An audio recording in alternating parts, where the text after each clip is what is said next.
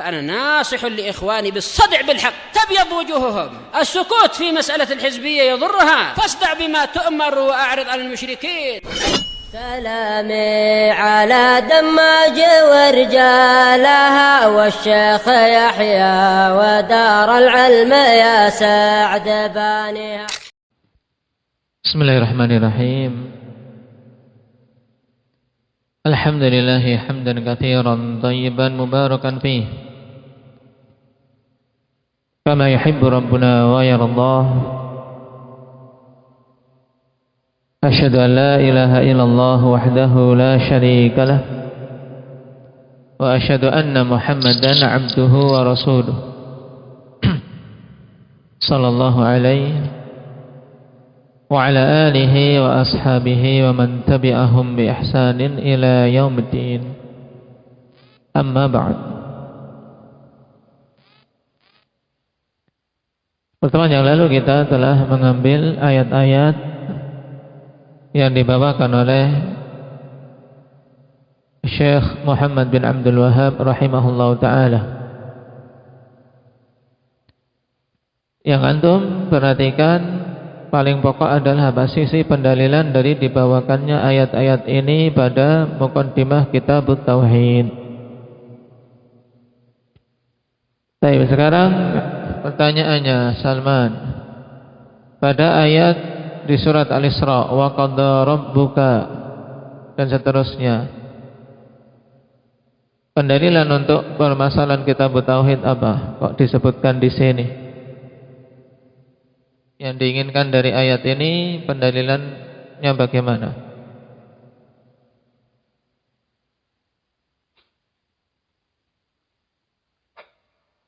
Di sini Allah memerintahkan apa? Nah, wa qadha rabbuka alla ta'budu illa iyyah. Baik. Di sini perintah dari Allah, dan yang disebutkan pertama kali menunjukkan keagungannya yaitu perintah untuk mentauhidkan Allah. Baik.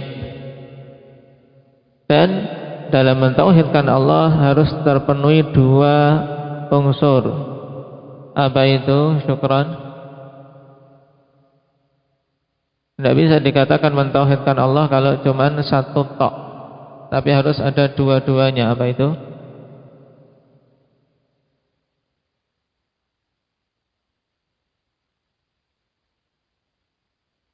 Tayyib. Nah, harus terpenuhi dua ini, an-nafyu wal itsbat. Seperti pada la ilaha illallah.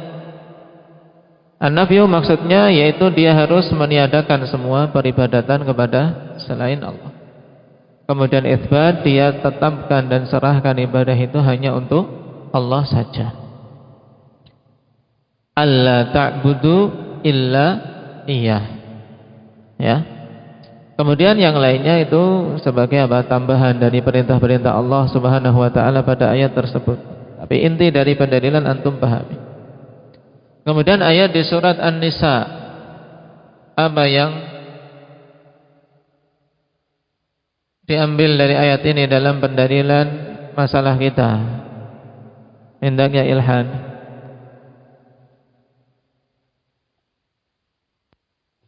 Ayatnya bagaimana yang dimaksud?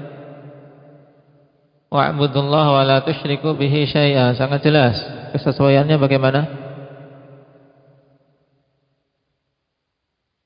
Nah, di sini perintah dari Allah untuk mengikhlaskan ibadah hanya untuk kepadanya dan meninggalkan semua sekutu selain Allah. Meninggalkan syirik intinya. Ayat di surat Al-An'am yang panjang ini. Tayyib. Inti pokok dalam pembahasan tauhid di awal, qul ta'alu atlu ma harrama rabbukum 'alaikum alla tusyriku bihi syai'a. Nah, kesesuaian dengan kitab tauhid apa Badri?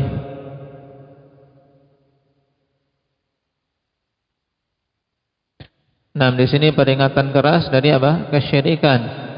Disebutkan pertama kali karena itulah yang menghilangkan tauhid. Nah, dengan semua jenis-jenisnya, tayyib, kesyirikan harus dijauhi. Sekarang kita lanjutkan.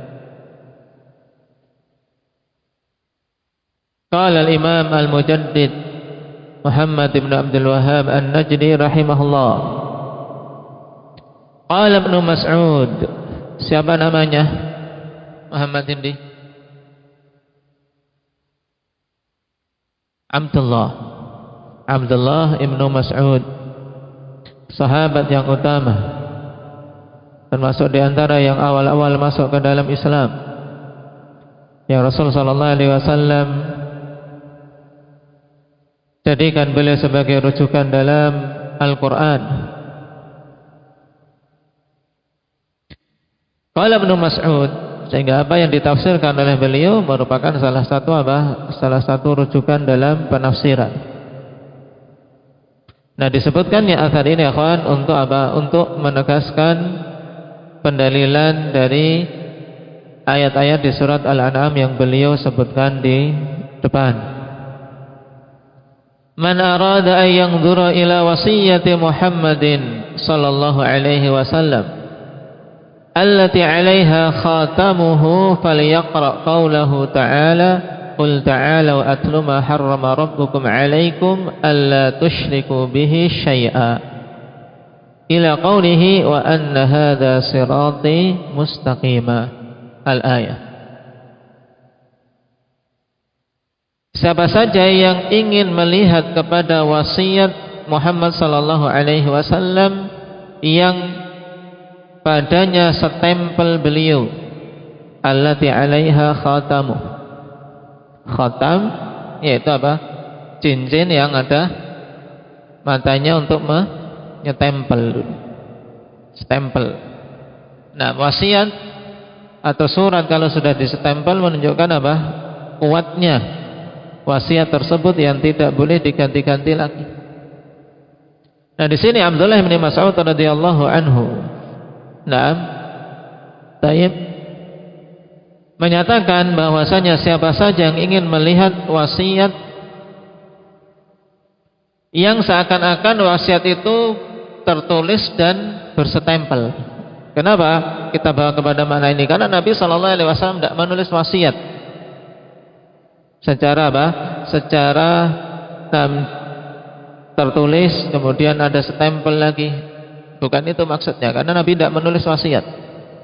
Tapi maksud Abdullah bin Mas'ud, siapa saja yang ingin melihat pada wasiat Nabi kita Muhammad SAW yang sangat ditekankan untuk ditunaikan, yang seakan-akan wasiat itu tertulis dan ada setempel dari beliau, maka bacalah perkataan Allah Subhanahu wa taala, "Falyaqra qaulahu ta'ala, qul ta'alu atlu ma harrama rabbukum 'alaikum," dan seterusnya. Paham? Baik. Jadi ini makna athar ikhwan. Kenapa dikatakan ini adalah wasiat Nabi kita Muhammad? Karena wasiat Nabi Muhammad tidaklah keluar dari wasiat Allah Subhanahu wa taala di dalam Al-Qur'an. Karena Nabi sallallahu alaihi wasallam tidak mewasiatkan kecuali dengan kitabullah. Beliau mewasiatkan untuk betul-betul berpegang teguh dengan kitabullah, sebagaimana dalam hadis Zaid bin Arqam yang diriwayatkan oleh Imam Muslim. Wa ana tarikun fikum thaqalain awwaluhuma kitabullah fihi al-huda wan nuru fakhudhu bi kitabillah fastamsiku bih. Fahatha ala kitabillahi wa raghaba fi. Ini wasiat Nabi SAW. Sesungguhnya aku meninggalkan pada kalian tsaqalain, dua perkara yang berat, yang butuh usaha keras dalam memikulnya dan kesabaran dalam menanggungnya, jangan sampai dilepas. Awwaluhuma kitabullah, yang pertama dari kedua perkara itu adalah kitabullah. Padanya petunjuk dan cahaya, maka ambillah kitabullah wastamsiku bih, dan berpegang teguhlah dengannya. Kemudian Nabi memberikan dorongan untuk betul-betul berjalan di atas kitabullah dan menyemangati umat. Ini wasiat Nabi, sehingga Di sini Ibnu Mas'ud mengatakan ayat ini merupakan wasiat Nabi kita Muhammad, ya jelas. Kenapa? Ayat ini ada dalam Al-Qur'an. Nah, yang Rasul sallallahu alaihi wasallam tidaklah mewasiatkan kecuali dengan Al-Qur'an. Ini. Sehingga kalau sekarang ada pertanyaan, apakah Nabi sebelum wafat beliau menulis wasiat? Indah ya Rayhan. Tidak menulis wasiat secara langsung. Nah, lalu kenapa Ibnu Mas'ud mengatakan di sini siapa saja ingin melihat wasiat Muhammad yang padanya setempel beliau? Maksudnya bagaimana? Indak ya Tariq.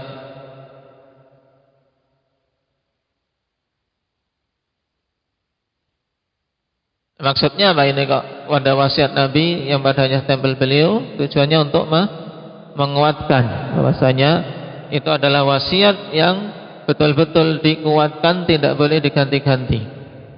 Kalau wasiat orang tua yang meninggal pada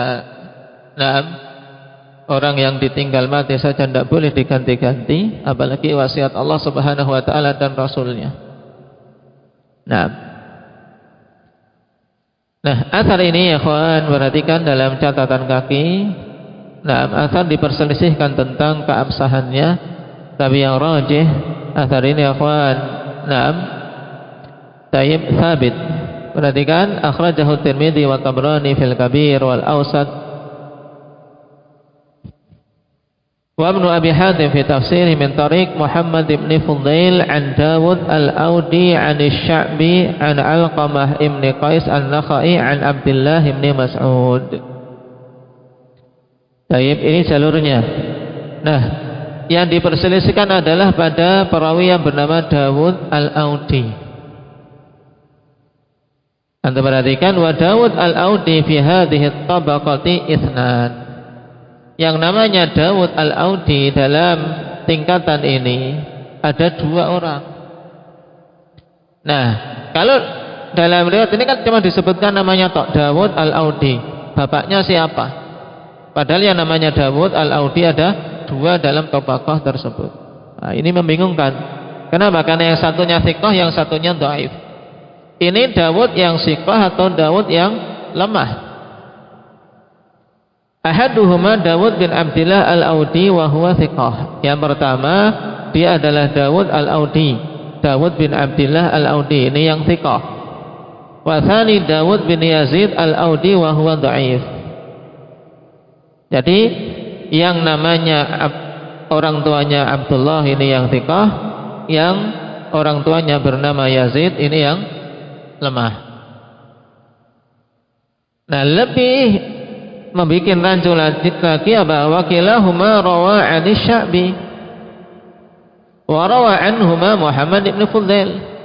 Ya, kedua-duanya ini sama-sama meriwayatkan dari Imam Asy-Sya'bi, dan juga meriwayatkan dari keduanya ini sama-sama orangnya yaitu Muhammad bin Fudail. Nah, ini lebih membuat rancu. Makanya tidak heran kalau apa?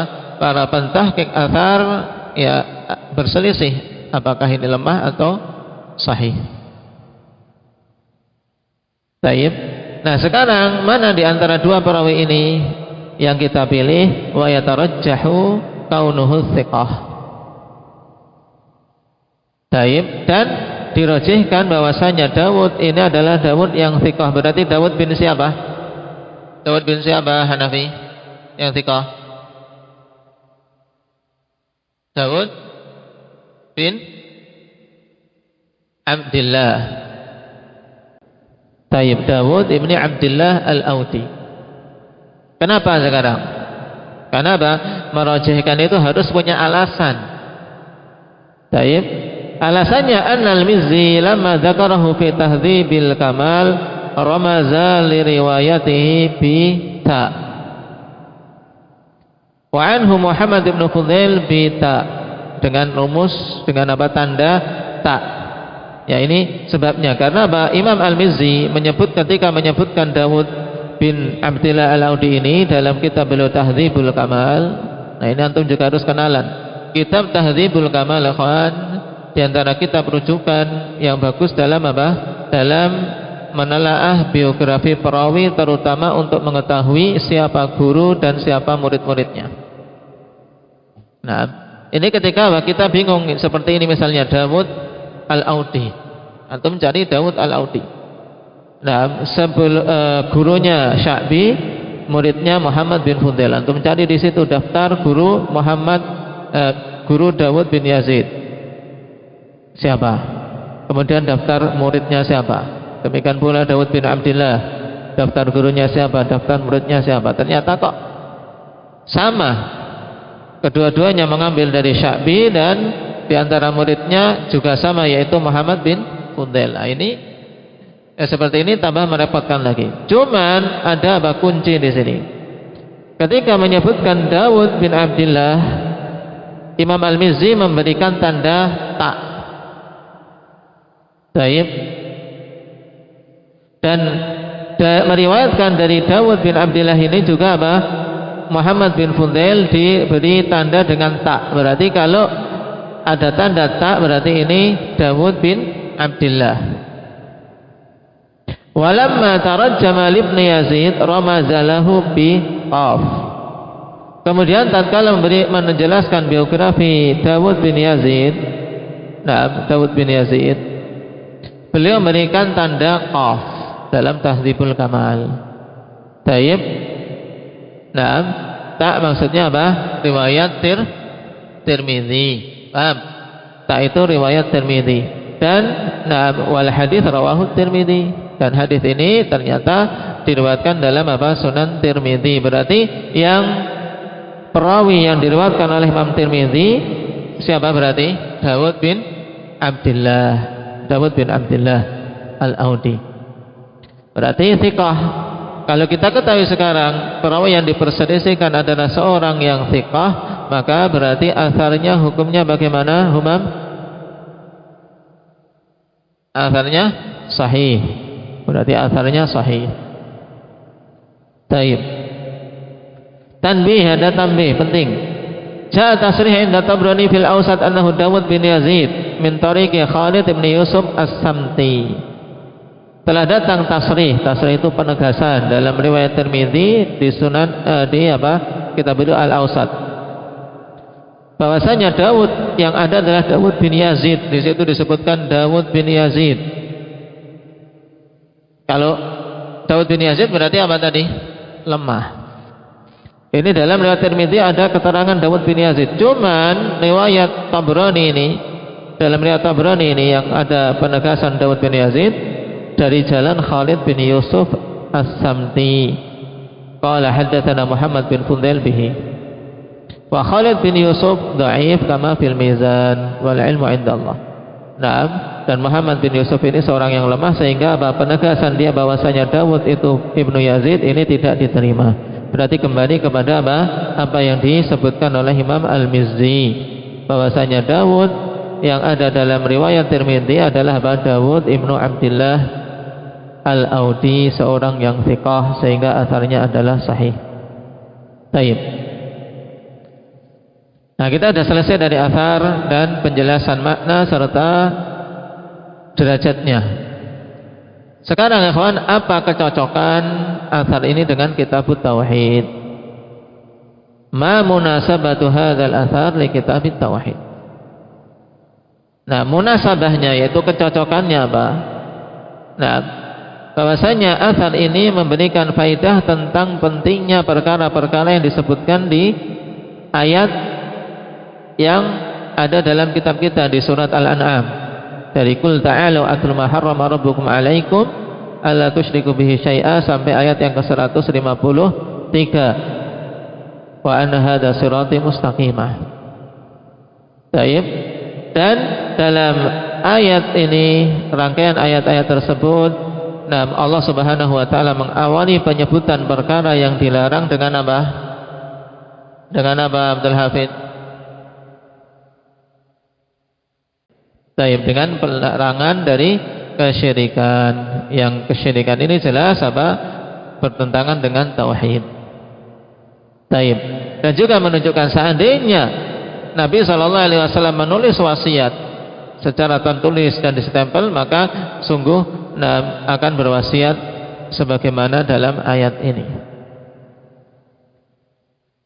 Nah, Sekarang kita masuk pada hadis yang terakhir yang disebutkan pada bab muqaddimah ini.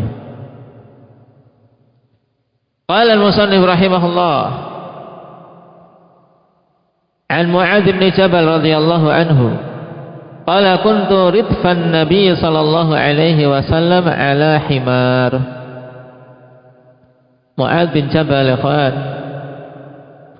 termasuk di antara pemuda dari kalangan sahabat yang Allah Subhanahu wa taala berikan fadilah ilmu dan kefakihan.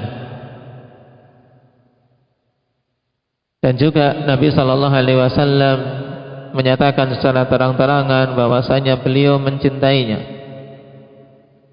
Naam, wallahi ya Mu'adz inni la uhibbuk. Demi Allah wahai Mu'adz, aku betul-betul mencintaimu. Dan ini kemuliaan, di mana kebiasaan manusia mereka yang mengaku mencintai Nabi, tapi di sini Nabi sallallahu alaihi wasallam yang menegaskan bahwasanya beliau mencintai Mu'adz bin Jabal. Dan beliau termasuk di antara juru dakwah yang dipercaya oleh Nabi sallallahu alaihi wasallam untuk berdakwah ke negeri Yaman. Ini juga menunjukkan kepercayaan beliau kepada keilmuan Mu'adz. Nah, beliau katakan kuntu ridfan Nabi sallallahu alaihi wasallam ala himar. Dulu suatu ketika aku membonceng Nabi sallallahu alaihi wasallam di atas seekor keledai. Ridfan Nabi yaitu bonceng di belakang. Antum gambarkan keledai binatang yang yang postur tubuhnya kecil di bawah kuda. Nah, dan termasuk tunggangan yang bukan tunggangan mewah, bukan tunggangan yang menunjukkan kegagahan. Beda dengan kuda, kalau kuda itu menunjukkan gagah, demikian pula unta. Tapi ini keledai. Sudah menaiki keledai masih berboncengan. Mungkin salah satu hadis yang menunjukkan betapa tawadhu'nya Nabi sallallahu alaihi wasallam.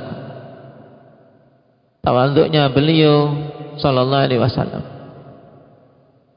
Nah, karena kendaraan yang diinginkan adalah bagaimana kendaraan tersebut bisa menyampaikan pada tujuan. Yang pada zaman ini cenderung manusia menjadikan salah satu sarana untuk mereka berlomba-lomba, bermewah-mewahan, berbangga-bangga antara satu dengan yang lain dari sisi kemewahan kendaraan. Nah, kalau kita perhatikan, lihat contoh Nabi SAW. Beliau menaiki himar padahal beliau pemimpin tertinggi kaum muslimin, orang yang paling mulia di kalangan penduduk bumi, bahkan juga di kalangan makhluk-makhluk penghuni langit. Beliau yang paling mulia dari makhluk-makhluk Allah Subhanahu wa taala. Tapi menaiki himar dan berboncengan dengan sahabatnya. Baik. Dan himar ini dalam sebagian riwayat namanya Ufair. Ufair. Ala himarin yuqalu lahu Ufair, dinamakan himar tersebut oleh Nabi Ufair.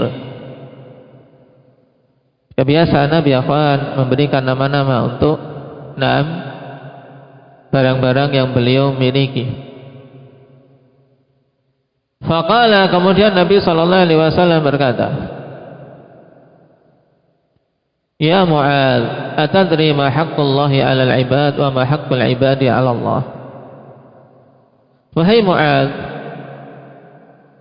tahukah engkau apa hak Allah Subhanahu wa taala atas para hamba dan apa hak hamba-hamba atas Allah? Qultu Allahu wa rasuluhu a'lam. Aku katakan Allah dan Rasulnya lah yang mengetahui atau yang lebih tahu tentang perkara ini. Qala fa inna haqqallah 'alal 'ibad ay ya'buduhu wa la yusyriku bihi syai'an. Sungguhnya hak Allah Subhanahu wa taala atas para hambanya adalah agar mereka beribadah kepadanya dan tidak menyekutukannya dengan sesuatu apapun. Perhatikan kata wala tusyriku bihi syai'a. Syai'a nakirah dalam konteks apa ini? Nakirah dalam konteks Aba Ubadah, wala tusyriku bihi syai'a. Tayyib. Konteks pelarangan nakirah fi siyakin nahi memiliki makna umum. Apapun itu tidak boleh kalian jadikan apa? Sekutu bagi Allah. Wa haqqal ibadi 'ala Allah alla yu'adziba man la yusyriku bihi syai'a. Dan sungguhnya hak para hamba atas Allah Subhanahu wa taala adalah Allah tidak akan mengadab siapa saja yang tidak menyekutukannya dengan sesuatu apapun. Man la yusyriku bihi syai'a, tidak menyekutukan Allah dengan sesuatu apapun. Qultu, maka aku katakan, ya Rasulullah, afala ubasyiru bihin nas. Wahai Rasulullah, apakah aku tidak memberikan kabar gembira manusia dengan berita ini? Maka Nabi kemudian mengatakan, qala la tubasyirhum fayattaqilu, jangan engkau beri kabar gembira manusia sehingga khawatir mereka nanti akan bersandar dengan apa yang dijanjikan dalam hadis ini saja sehingga meninggalkan amalan. Ini makna fayattaqilu. Taib, yaitu apa? Bersandar dengan apa yang disebutkan dalam hadis sehingga apa? Meninggalkan beramal. Yang penting aku tidak syirik. Yang penting aku tidak melakukan kesyirikan, walaupun apa? Beramalnya sangat jarang atau beramalnya malas-malasan. Ini yang dikhawatirkan oleh Nabi SAW, sehingga beliau melarang Mu'adz untuk menyampaikan hadis ini pada saat itu. Taib. Ini makna hadis, ikhwan, dan hadisnya akhrajahu fi sahihain, jelas akhrajahu. Di sini ada alifnya. Alif apa ini? Akhrajahu, namanya alif apa? Indak Mukasya Tathniyah. Nah, maksudnya huma. Siapa yang dimaksud? Bukhari wa Muslim. Ya, akhrajahu maksudnya Imam Bukhari dan Muslim fi sahihain, dalam sahih keduanya, yaitu Sahih Bukhari dan Muslim. Atau dengan kata lain muttafaqun alaih. Nah, dalam hadis yang agung ini, ikhwan, taib, inti yang diinginkan adalah apa? Hadis menunjukkan bahwasanya hak Allah atas hamba adalah apa? Agar mereka beribadah kepada Allah semata dan tidak menyekutukannya dengan sesuatu apapun. Dan inilah hakikat apa? Hakikat apa ini, Rehan? Beribadah pada Allah semata dan tidak menyekutukannya dengan sesuatu apapun. Ini hakikat apa? Hakikat tauhid. Ya, hakikat tauhid. Yang tauhid itu adalah berarti hak Allah Subhanahu wa taala yang wajib kita tunaikan, ya. Jadi tauhid inilah hak paling pokok yang wajib untuk kita tunaikan dari hak Allah Subhanahu wa taala. Ini inti pendalilan dari hadis. Sekarang yang antum harus pahami sekarang, perbedaan antara hak Allah atas hamba dan hak hamba atas Allah.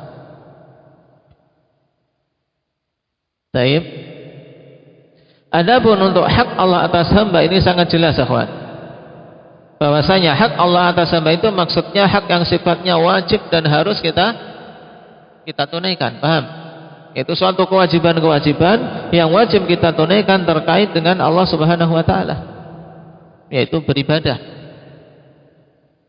Nah, sekarang untuk hak hamba atas Allah, apakah kemudian hamba ini punya wewenang untuk menuntut Allah Subhanahu wa taala? Tentunya tidak demikian.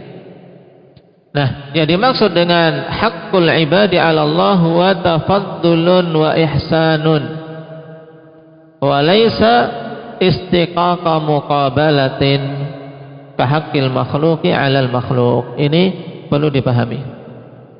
Kalau tadi haknya hak wujub wa tahattum untuk hak Allah atas hamba, tapi untuk hak hamba atas Allah itu adalah tafaddulun wa ihsan, yaitu kepemurahan Allah dan kebaikan Allah kepada hamba. Bukan maksudnya bahwasanya itu adalah memang betul-betul hak yang hamba-hamba itu punya wewenang, punya peluang untuk menuntut Allah Subhanahu wa taala seperti hak para makhluk terhadap sesama makhluk, tidak. Ini bedakan Muhammad Sidho. Berarti kesimpulannya, kalau hak Allah atas hamba itu hak yang apa? Hak wujub, ya, hakku wujubin wa tahattumin, hak yang menunjukkan wajib dan harusnya. Sedangkan hakul ibadi 'ala Allah tafaddulun wa ihsan. Hak hamba atas Allah itu hakikatnya adalah apa? Kepemurahan Allah dan kebaikan Allah yang diberikan kepada hamba. Bukan maksudnya adalah apa? Timbal balik. Bukan maksudnya bahwa hamba ini punya hak untuk menuntut Allah Subhanahu wa taala sebagaimana sesama makhluk menuntut haknya kepada sesama yang lain. Tidak. Nah, ini harus dipahami dengan baik.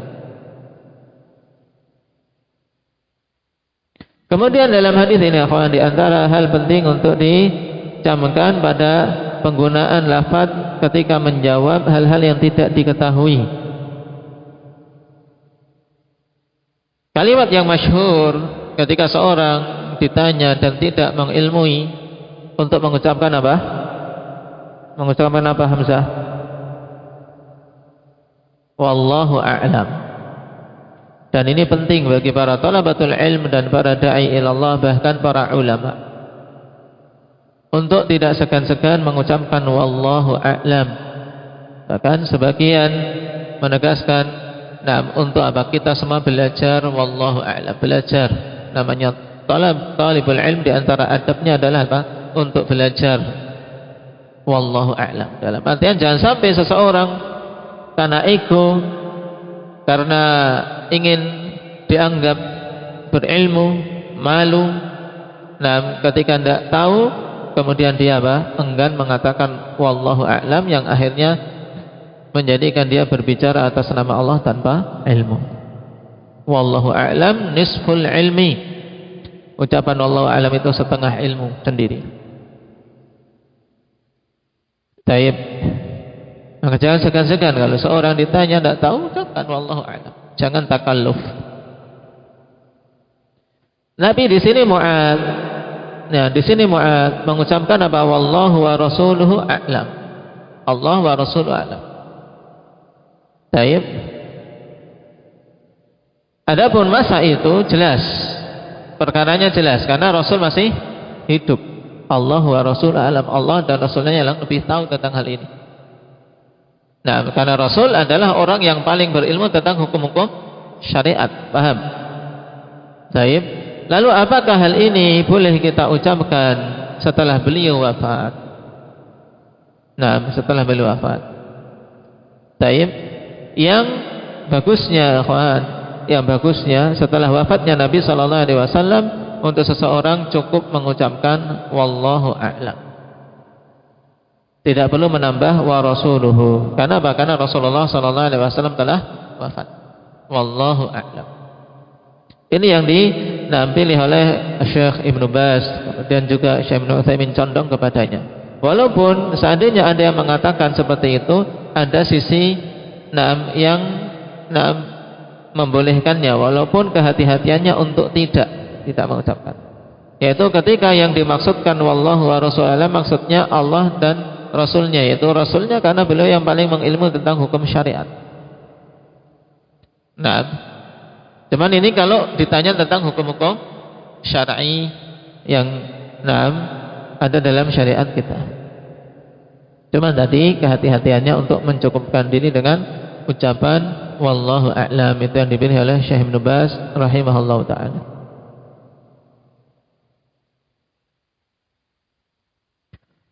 Perkara berikutnya dalam hadis ini, dalam riwayat yang lain atau sebelumnya, dalam hadis ini Nabi sallallahu alaihi wasallam memerintahkan Mu'ad untuk menyembunyikan ilmu, ya, menyembunyikan ilmu, tidak menyampaikannya kepada manusia. Sehingga hadis ini dalil tentang bolehnya menyembunyikan ilmu sampai waktu yang tepat karena suatu kemaslahatan. dan untuk menolak suatu kemandaratan. Baik. Kenapa? Karena Nabi tidak mengizinkan Mu'adz saat itu menyampaikan ilmu tersebut karena khawatir adanya doror, ada kemandaratan yang lebih besar yang yang dikhawatirkan, yaitu bersandarnya manusia kepada luasnya rahmat Allah yang berakibat mereka meninggalkan amalan. Sehingga hadis ini juga dalil sangat penting terkait kaidah bahwasanya bahwasanya mencegah kemandaratan timbul lebih dikedepankan daripada mengambil kemaslahatan. Darul mafasid muqaddam min jalbil masalih.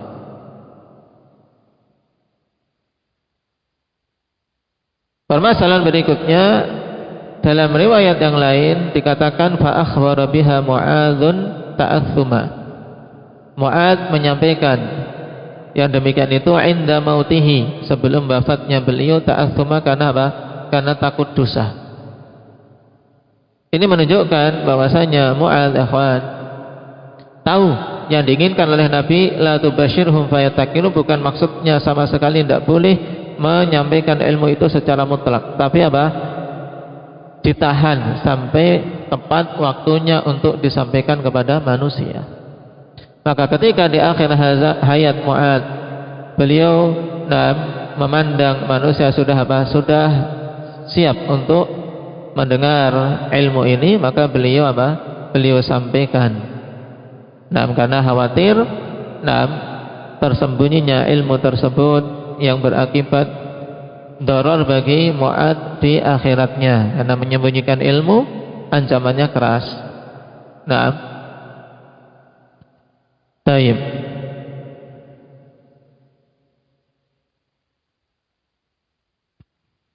Barakallahu fikum. Ini terkait hadis yang terakhir yang dibawakan oleh Syekh rahimahullahu ta'ala.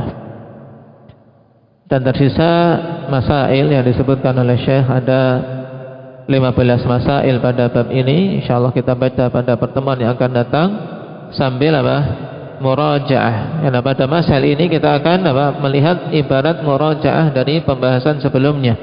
Makanya antum persiapkan untuk untuk bisa menjawab pendalilan, kemudian dari mana diambil masail tersebut pada dalil-dalil yang telah ada dalam bab ini. Naktahi bihadza walhamdulillahi rabbil alamin. Bahkan ada berapa? 15, kemudian bawahnya lagi masih ada berapa? 23 totalnya. Ada 23 masail. 23 hadiyah wa ishrun. Bahkan rabi'ah wal ishrun, ya. Ada 24. Buat kalian dinomorin enggak?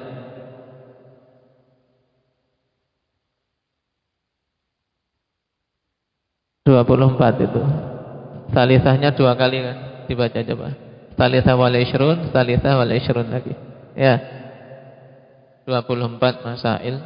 Insyaallah kita jadikan sebagai sarana murajaah untuk pertemuan berikutnya. Berarti yang belum selesai menghafal bab ini segera mengejar sehingga tidak tertinggal pada bab berikutnya. Nanti kalau numpuk tidak dihafal akan ketinggalan, semakin ketinggalan. Ini kan cuma muqaddimah mudah. Belum ada perincian masalah. Naktafi bihadza subhanakallahumma wa bihamdika asyhadu an la ilaha illa anta astaghfiruka